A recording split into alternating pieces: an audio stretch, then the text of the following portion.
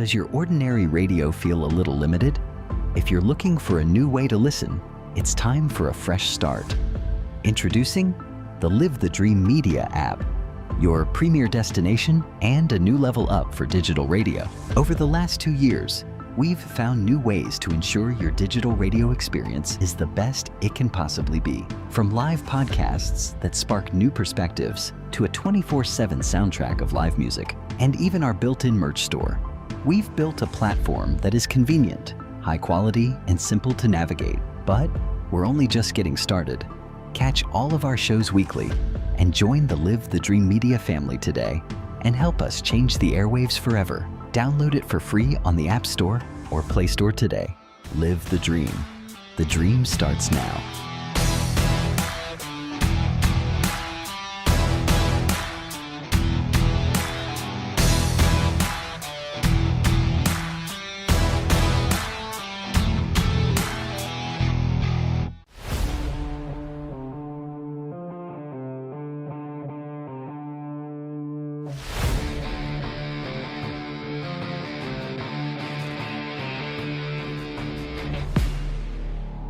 Your favorite radio just got bigger, bolder, and better connected.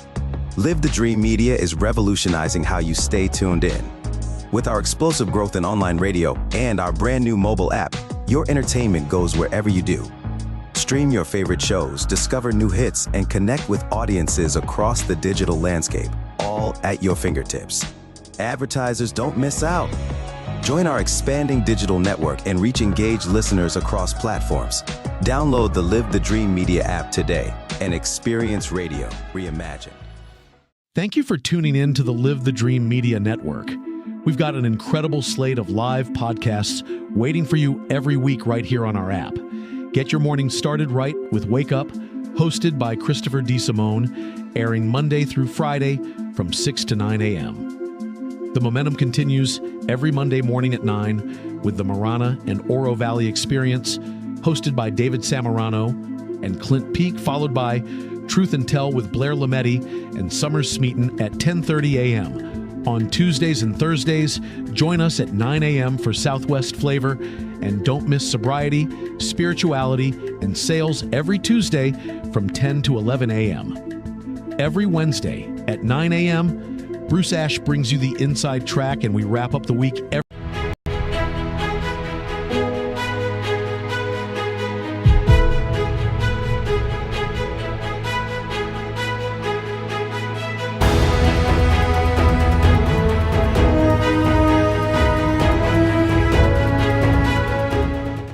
Hey, good morning, everybody. Welcome to the Marana and Oro Valley Experience here with your host, David Samarano. I'm the host today. We are here at the beginning of April, the Monday after Easter. It's great to have you with us. We had an awesome week last week. We went to the Marana State of the Town and got to see Dan Maries and John Post and the really cool videos and stuff they put together and hear about the future of Marana, which was really, really exciting.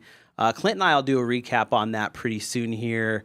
It was just a fantastic time. It's one of my favorite events personally to go to on this side of town. So if you ever get the opportunity next year and you want to learn a little bit about what's going on, get involved with the Marana Chamber of Commerce. They're doing great work. They're growing. They are helping businesses. They are very, very active in the community. And today's show is sponsored by the Marana Chamber of Commerce, so we want to shout them out today. They have helped coordinate bringing on an incredible guest today, and I feel so grateful and blessed to get to sit here with Danette Bewley, who is the president and CEO of the Tucson Airport, and she's going to give us some interesting knowledge about how it operates, what's going on. But you guys know me, I always like to talk about the journey to the role, and that's something that we're going to start with. So before we do that, I'd like you to introduce yourself a little more and tell us where you're from, how you got here, and what's next for you. Well, first of all, hi, David. Thank Hi. you so much for inviting me on your show. I'm happy to be here. So it's a simple story, I guess. Excuse me. I'm a native San Diegan. I was born there. I have a Navy fighter pilot father and a flight attendant mother. So aviation is definitely in my blood. And I was always very interested in flight and the mechanics of flight and all of the things that go along with it. So to say I was a little bit of a tomboy might be an understatement, because I was that kid that was crawling all over the F4s and the F8s out at Miramar. And my dad was showing me everything. If he had a manual to look at, I had a manual to look at. And he flew in the Navy for a decade plus, and then converted over to become a commercial airline pilot for an airline called PSA, Pacific Southwest Airlines. They were the ones with the smile underneath the fuselage. Anyway, so as he converted, I got a chance to really learn more about commercial aviation, and I would go fly the simulators with him, and he would just share all sorts of things with me. I went into flight school, became a pilot, continued that journey, went to college, I have a degree in airport management, bachelor's degree, and then I followed it up with a master's, and then master's in public administration later on, because I really enjoy the business end of airports. But I decided probably mid-20s that flying was going to be really difficult. It wasn't really the right time. You know how there's cycles, but airport management sounded really interesting. So I went that route and started my career in San Diego International Airport and worked my way up from there, and then stayed there about 15 years, then moved across the country, ran an airport in Florida, and then back to the West Coast to Reno Tahoe International, and then down here to Tucson International. And I've been here for going on 14 years. Wow. Yeah, it's been great. You know, I have to say that I can count on one hand the bad days I've had, and it's just been a really great career path. And it's just one of those things where you don't know what your day is going to look like, and you just roll with it, because it's a dynamic profession. It really is. What's your favorite aircraft? Do you have one that you really commercial or military? Commercial. Let's do one. Let's do both. Commercial first. So what commercial aircraft do you really just go, wow, that's a magnificent machine? Well, I'm going to date myself a little bit, but I always thought the 727 was so sleek and so fast. And I mean, it's just a beautiful looking plane. Now, of course, it's old and outdated. Nobody flies it anymore. But if you move into current times, I like the 75s, 76s. Those are also really sleek, also outdated. But, you know, Airbus is coming out with a whole bunch of new airplanes. You know, they've got the Airbus Neo, and that's a really nice jet. So it's hard to pick one, because they all have unique features, and they're all safe, and they're all really great. Depending on how an airline wants to use an aircraft in any given route, there's some pretty cool things. And I'm always amazed at the A380, because something that big can fly. That's really crazy. How fast does the A380 go? Do you know, a top speed? Or I where your don't cruising speed know. is? I don't know. We'll have to Google that. I always, hey, Shay, if you get a chance, go ahead and Google that for us. I've always wondered how fast they go, because I always look up, I'm a window guy. You know what I mean? Yeah. There's the people on the plane, it's like, I don't want the window, I'm a window guy. I think they can go faster than they do. Yeah. But they're also trying to conserve fuel on their journey, and they're also having to sequence in with all the other aircraft that are flying the same route, Right. going to the same destination. And so there's a lot of air traffic control management going on. Mm-hmm. I don't think a lot of people realize the density of air travel. Like, because you see the sky and it's like this huge open space, Right. but they don't realize there's a lot of aircraft in the air. Right. If you look at FlightAware, if you go on there right now, you're going to see about 4,000 planes in the air. Holy smokes. And they're just going to be, it's just some going east, some going west. And I mean, it's just crazy that there's that much traffic going on. So shout out for air traffic control, because they are awesome. They do a really important job. They do. Thank you. Okay, military. What's your favorite military aircraft? Well, I grew up in an era of the Vietnam era and post-Vietnam, so I really liked the Phantom. It's an aircraft my dad flew, and then and it was just really versatile. And just hearing the tactics that they developed, you know, back in the day, and you know, just to take the plane to the maximum limits and then some, just to survive and be superior in the air. That's cool. But really, after that aircraft, you got to say it's the F-14 Tomcat. That thing is just beyond cool. Yeah. And, you know, a lot of people remember that from the first Top Gun movie. I was just going to bring that up. Yeah, you know, I grew up in the Top Gun era. I have to admit, my dad was a Top Gun pilot. He was an instructor. He developed tactics. And my Uncle Dan, my dad's very best friend, is the founder of Top Gun. No kidding. So he created it back in 1958. Is there a lot of truth in Top Gun and some of the training stuff that they talk about in there? I'm not sure. Or is there anything you're just like, You yeah, mean that like the doesn't happen? movie? Yeah, like the maneuvers, yeah. Oh, like the movie. maneuvers, Yeah. absolutely. Oh, yeah, Yeah. the maneuvers are real. Holy smokes. Yeah, no, those guys are awesome. I mean, the things that they can do and those planes can do, it's just phenomenal. Now the side story, you know, who knows if gotta it's throw real? I've drama, heard you gotta throw drama. I've heard a lot of stories from my dad, and I look at him and I'm thinking, yeah, I've got to just remember that half of this is embellishment. Even my mom rolls her eyes. Yeah. Oh man. You know, it blows my mind. So I went to San Diego recently, and I went on the aircraft carrier. The there. Midway? Yeah, the Midway. And there's a jet on there that got shot like, I could be wrong. I'm probably off. It was like 16 times or something, and it made it back. Yeah. Oh yeah. The bullet holes are still Oh there. yeah.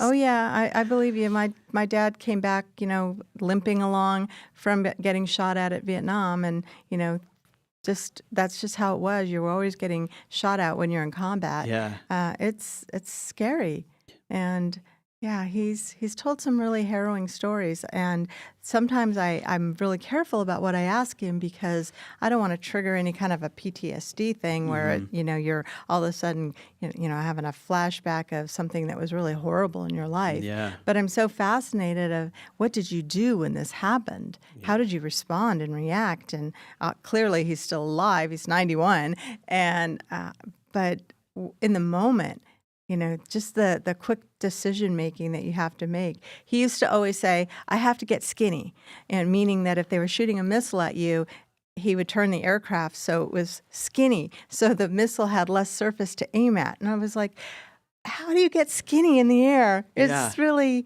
it's crazy. So maybe that's a psychological thing, and maybe it's a real thing with the aircraft. But, you know, if you're facing this way, you're wide. If you're facing that way, you're skinny. And he said that seemed to work well for him, but he still got shot up.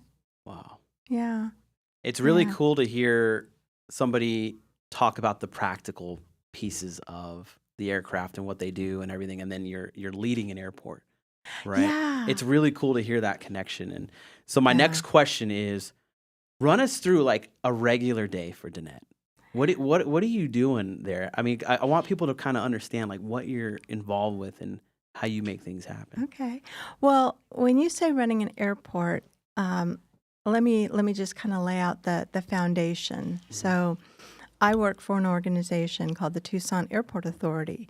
So we are an independent agency that is tasked with running Tucson International Airport and Ryan Airfield. And Ryan is our general aviation reliever airport. It's about 12 miles away from the city, whereas Tucson is about 8 miles from the city.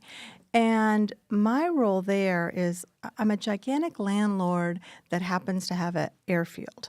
So you've got the airlines as a business partner, the federal government as business partners, and of course the tenants and other businesses that operate at the airport because they need access to the airfield, and just all of the different businesses. So it's kind of like a mini city, if you will, and we're governed by, oh my gosh, so many federal regulations. We've got the FAA that governs the safety of the airport. Really everything on the airfield is very prescribed. We've got the TSA, Transportation Security Administration. We all know that their task is aviation security. They run the checkpoints. They do a lot of other things besides that, but screening luggage, things like that. And so we're all together in this big enterprise that just happens to be focused on helping people travel or transport goods from one destination to another. For us, it's not just the commercial aviation, but we also have a lot of cargo operations as well. And then there's general aviation, which are the smaller airplanes or the business jets. And then also operating off of our airport is the Arizona Air National Guard, the 162nd Wing. They fly the F-16s. So it's a very busy little corner of Tucson. Wow. Yeah. Yeah. What new routes or carriers are you actively working to bring to Tucson? Well, right now we're talking to the airlines about a number of routes. Sometimes it's about increasing the frequency of the existing routes we have, and because they're so popular. And other times it's looking at underserved destinations. So we bring that to the airlines' attention that we think a good city pair might be between Tucson and Orlando. That would be really great. So have an airline look at that. Or Tucson and New York, have an airline look at it. So we do all the data mining, and we provide the data of what's going on in Tucson, what are the demographics, what is the income, where are people living. I mean, even to the point where do people have second homes and what's popular. And so we share all that with the airlines, and of course they have a gigantic network that they have to look at to see, if they have a piece of metal or a plane, where are they going to put that piece of metal? Are they going to put it in the Tucson market, or are they going to put it in another market? What's the highest yield? How much money can they make? And so they look at all of those business decisions, and then hopefully we come in together where what we've told them and the business decision they need to make matches up, and then we get a flight. So that's usually how it works, but it takes a long time to cultivate the relationships with the network planners and the airlines, and then continually share the data. Yeah. You used a really popular word here in the Dream Media, and it's relationships. Yeah, A lot of things do not happen unless you have relationships. that is so true. You can't just come in, swing in, and hoping that everything's going to work. You got to have an understanding of Yeah. one another. Yeah. Well, you have to understand what their business is Yeah. to, meet them where they are, and then for them to meet us where we are, and then we kind of figure out how to get closer together. That's really how it is. In fact, we're negotiating with the airlines right now for a 10-year airport use agreement. And that's a big deal for us because that guarantees them to be here for 10 years. And that's a good deal. Right now, we've been going year to year for a while. COVID kind of threw a wrench into our negotiations. Everybody got a little bit spooked over that, so nobody wanted to commit to anything. And now that we're post-COVID, it's kind of like back to the normal, business. So we're working with them on that, which provides us with some certainty. And we need that certainty as a community and as an airport so that as we're doing our projects and programs, capital development, we know we have long-term commitments from our airline partners. I want to jump outside of our local talk here a little bit. I kind of want to expand on some global issues that are going on in regards to fuel. Mm-hmm. Is the issues with fuel that's going on right now, are those affecting any part of Tucson Airport Authority? Like in what you guys are doing? Is there any routes getting kind of postponed or anything because of that? Or are there some real effects that Tucsonans and people flying into Tucson are going to deal with because of that? Yeah, right now the fuel is a little bit unpredictable. It keeps going up. And if you look at the airlines posts or articles that you hear CEOs from United or Delta, they're a little concerned where, the cost of a barrel of oil right now could be $90 today, but $165, next month. That's speculative, of course. But they look at that and they're concerned about that because when the cost of fuel goes up, the cost of operating a route goes up. And then the price for the ticket the passenger pays goes up. And at some point, you're going to price yourself out of the market because people can't afford to spend double for the tickets if the fuel is creating that extra charge. So they're looking at all of that. Airlines are very frugal and very careful about how they operate, what their margins are for how much it costs to operate a flight, and then what their profit margin is. And it probably would surprise a lot of people. The profit margin isn't as much as you think because operating an aircraft costs so much money. You have to think about the actual airplane itself, the maintenance of the airplane, the crew of the airplane, and all of the people that play a role into boarding passengers. It's a lot. And so airlines are really, really careful about wanting to make sure that if they put in a new route, that it's going to be profitable. We've been really fortunate in Tucson. Our market has been amazing. The Tucsonans have been using our airport, which helps us all. When the airport is successful, so is a community. And we're driving business, and we're an economic pillar of the region. We have a $10.9 billion annual economic impact to the region. The airport employs 42,000 direct and indirect jobs, and about $3 billion in annual wages. So that's a really good. The other economic pillars in the region, more recent reports, you see the University of Arizona and the military. And I'm sure there's others that have a high economic value that I just can't think of right now. But there's a lot of people that rely on having a successful airport. So it's kind of an ecosystem that we work in, working, to benefit the community, to try to support the community with the air service needs that we can get from the airlines, but also be a good partner to the airlines so that when they invest in our market, that there's going to be a return on that investment. So it's a real interesting puzzle that we play with. Yeah.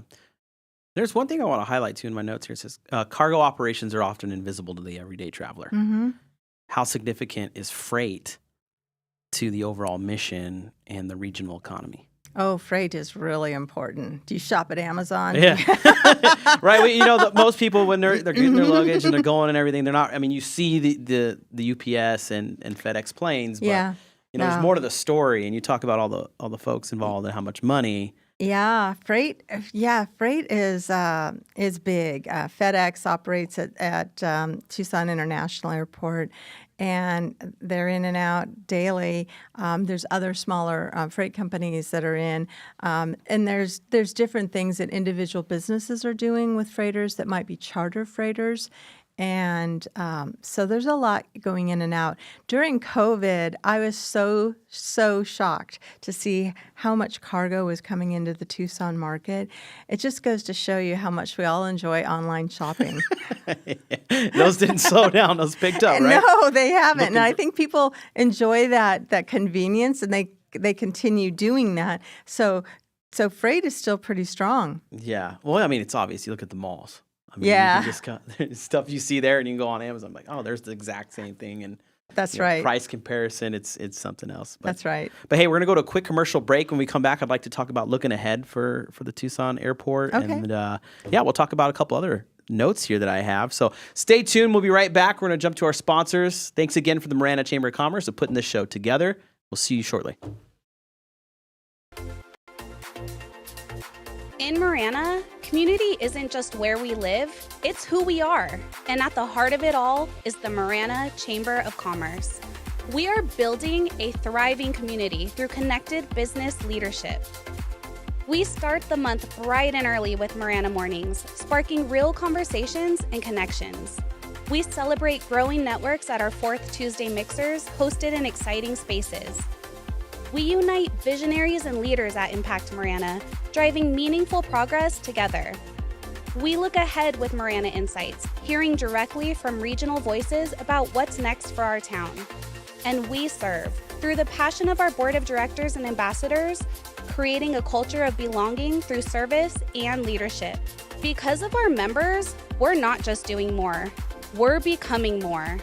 Together, we're shaping the future of Marana. We are the Marana Chamber of Commerce. From the fields of wheat and cotton to the heart of our community, Marana was built on hard work and family values. John Post has farmed this land for years, built businesses, and served this community for decades. As mayor, John will fight for sustainable growth that respects our roots, keep neighborhoods safe, and make sure Marana remains the best place in Arizona to raise a family.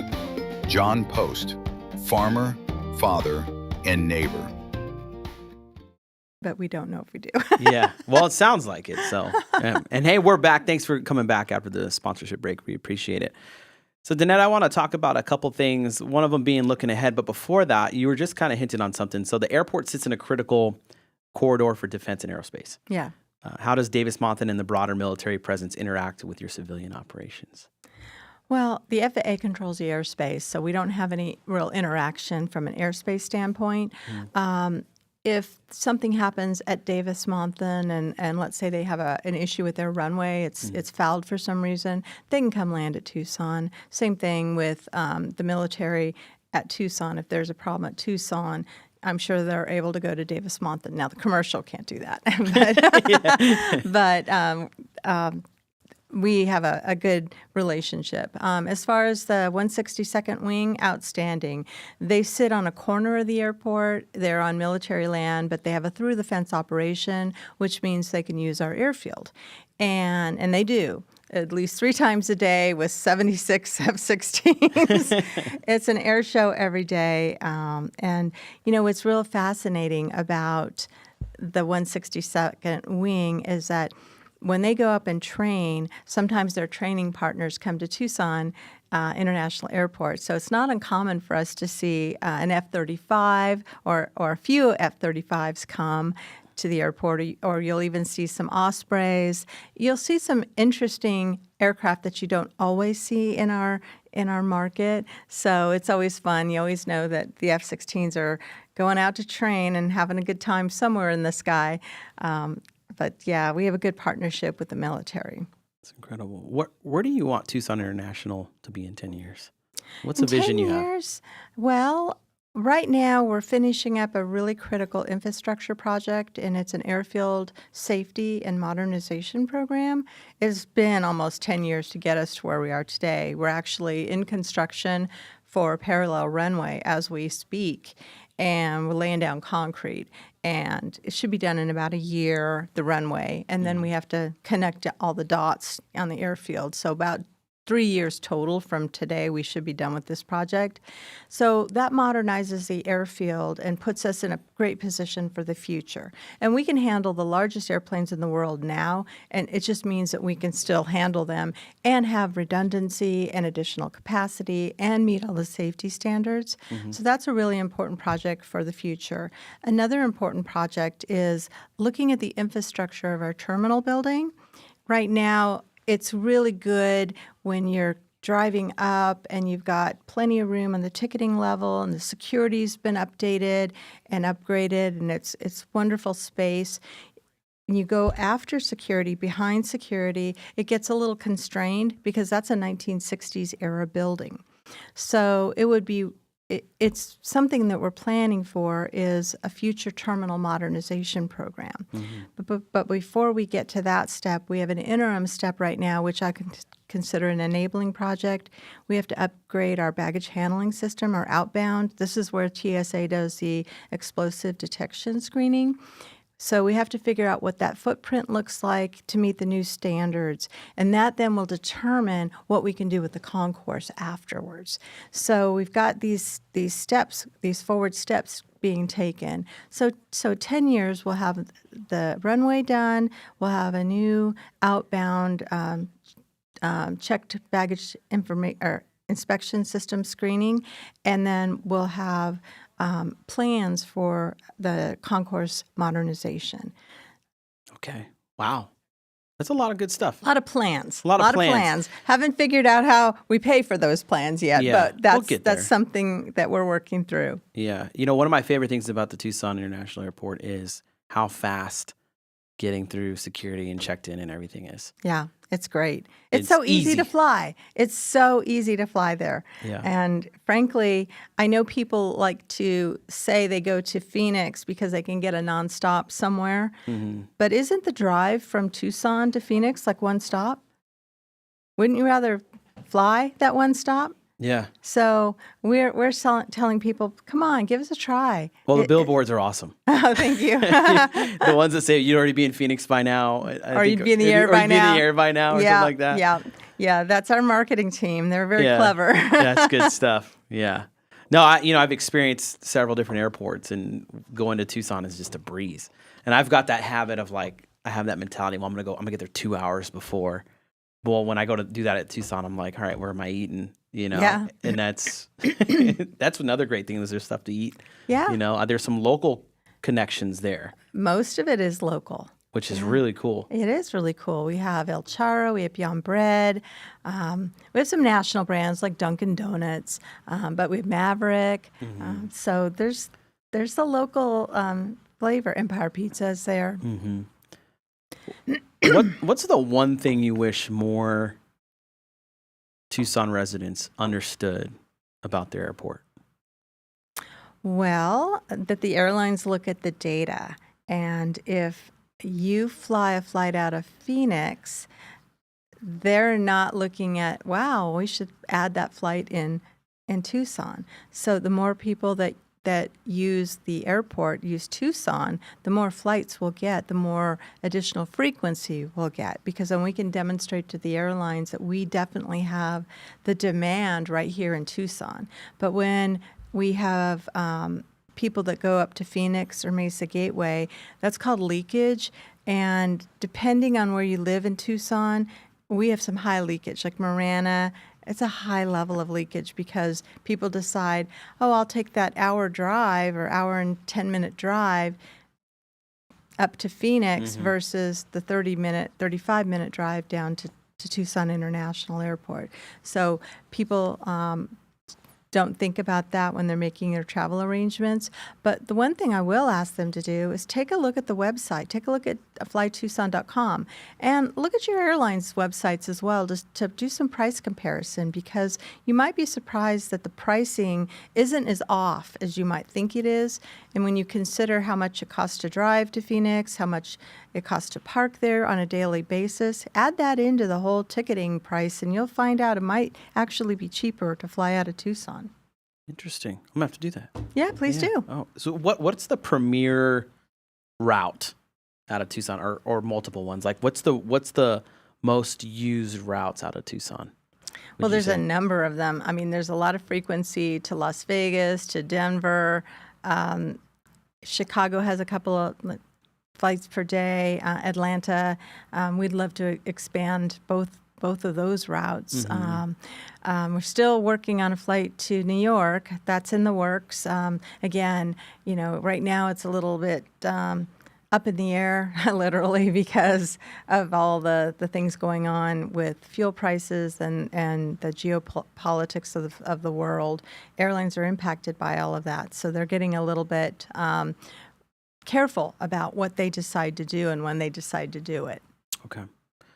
What advice would you give to someone in Southern Arizona who wants to build a career in aviation or airport management? You will never regret it. It's the best thing. Every day is just fun. If you have a passion for aviation, it's not work. And and I like to think of coming to work as a career, not a job.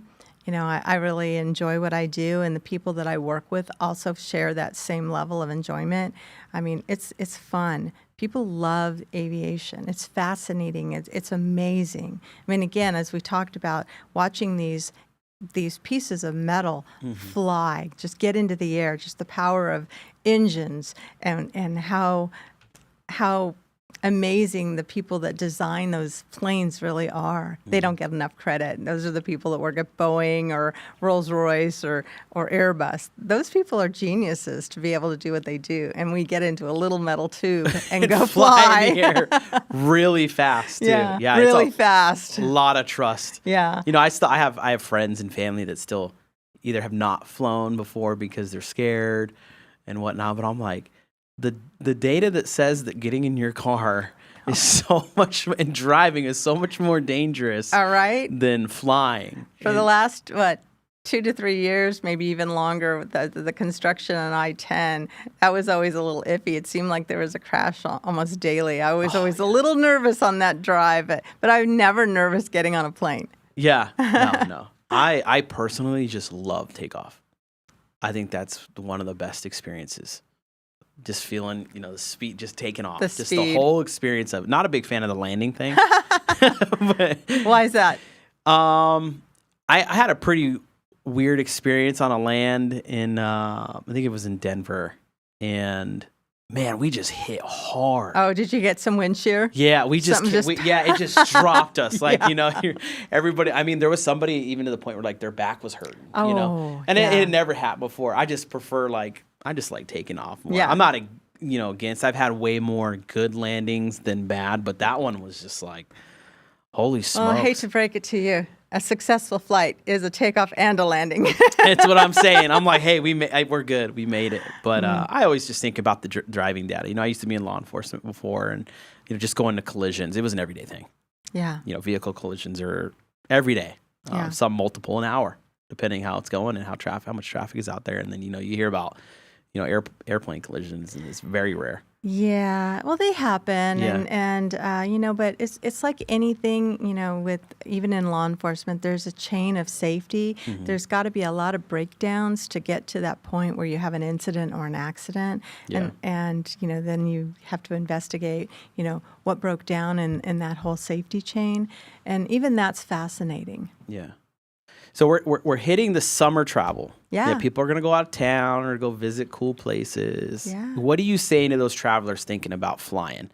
Do it. Do it out of Tucson. Absolutely, Just give it a yeah. shot. Take the time. God, take a weekend trip. Go to San Diego, my hometown, and enjoy the beaches and the restaurants and the downtown, nightlife. It's beautiful if you want to get out of the heat. Now, I love the heat, so I'm not going anywhere. Yeah. You gotta love the heat if you're gonna be here. I mean, it's part of the gig, but you look at the whole region and how it feels for most of the year, and it's pretty good. It's beautiful here. It is beautiful. I know a lot of people ask me why I would choose Tucson over going back to San Diego. I love San Diego. It's my hometown, but it's not the same. It's different now. When you grow up and you get a career and you move around the country, you get to see different things. And Tucson is really a beautiful community. And the weather is just amazing. Even the hot summer days, I don't mind them. I'm in air conditioning a lot, so that probably helps. But I love it. It's a beautiful community. Yeah. I always admire the mountain ranges and how we sit in this valley. Yeah. I've experienced the really cold, and I'm like, that's just not. I'm good. Yeah. Right? Shoveling snow, trying to walk through it. It's just when you can come here and just go outside. Even in the wintertime, if you really want, you could probably wear shorts. Yeah. Some flip-flops, Yeah. depending on the day. Yeah. So it's just... Yeah, when I was living in Reno, when I was working at the Reno Tahoe Airport Authority, those winter months were brutal. And it's a new level of cold. I'm just not wired for cold. No, I'd rather just turn the AC on. I'm good if I have to, you know. And I think it feels good. I think once you hit to me, in my opinion, once you hit that 92, 93 degree mark, it's kind of where it's like, this might be a little uncomfortable, but everything before that, it's all good. Well, not to mention the scenery. I mean, the beautiful plant life. When I first moved here, I didn't see the plant life as being very beautiful. And it really grew on me. It didn't take very long. It's you open your eyes and you look around and you go, gosh, the desert and the plants that grow here are absolutely amazing. They're phenomenal. I mean, they're just gorgeous. And you're driving around and you see everything in bloom. It's just so beautiful. So you have to kind of open your eyes to see the beauty at first if you don't, like any community. But it is just beautiful here. Yeah. Hey, I did want to shout you out. Some Soul Dog Lodge shouted you out here in the chat for the training they get to do at the airport, and how you're a big supporter of pets. Yeah. So they were here in the chat. Well, there's a lot of passengers that travel with animals that are service animals that help them on their journeys, and Soul Dog Lodge does a great job of training those animals. So come to the airport and do some training in a real live environment. Yeah. Yeah. Well, Danette, it's been a pleasure having you on here today. Thank you for having me. This was so much fun. This is great. Hopefully you'll come back on. We got a bunch of different shows and more getting added. So it's always a pleasure having you. And if you ever need anything, just reach out to us. Thank you. We'll make it happen. Well, that's going to be it for today. We thank you so much for joining us on the Marana and Oro Valley Experience. Stick around. Next week, we will be back. We've got some more guests lined up, and we will be recapping the state of the town with Clint Peak, the Minister of Joy. Be on the lookout for some of his shows, and always check out Wake Up Live, which runs from 6 to 9 a.m. during the week. If you need help with your digital advertising and digital marketing, we are the premier agency to help you out with that. That's what we've been doing from day one. It's the bread and butter here.